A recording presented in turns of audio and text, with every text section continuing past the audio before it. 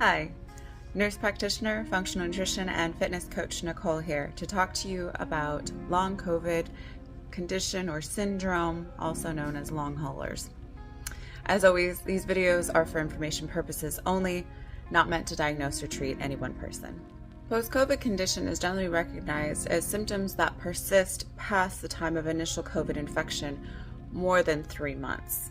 There's a lot of variability within the literature, so it's kind of hard to really pin all of this down. But the most common symptom that we've seen is fatigue with rates up to 87%, could last even upwards of a year. Other symptoms include dyspnea, which is shortness of breath, rates up to 71%, chest discomfort, rates up to 44%, cough, rates up to 34%, and anosmia or loss of smell with rates up to 13%. Other symptoms that we've seen include joint pain, headache, Zika syndrome, or Sjogren's disease, which is an autoimmune disorder that results in dry mucous membranes, dry eyes, dry mouth. Rhinitis, which is irritation and swelling of the nose and the throat.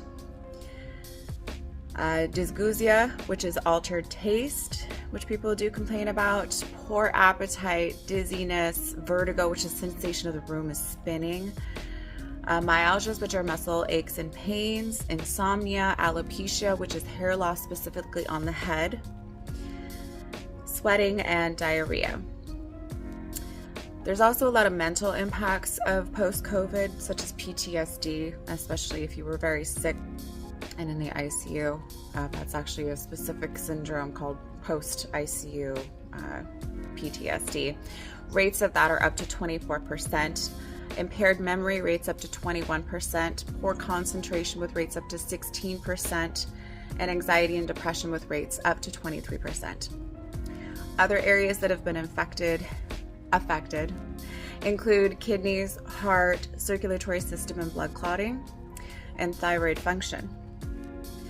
Overall reduction in quality of life is upwards of 50%. More than 1 in 3 people with COVID-19 infection experience more than one persistent symptom.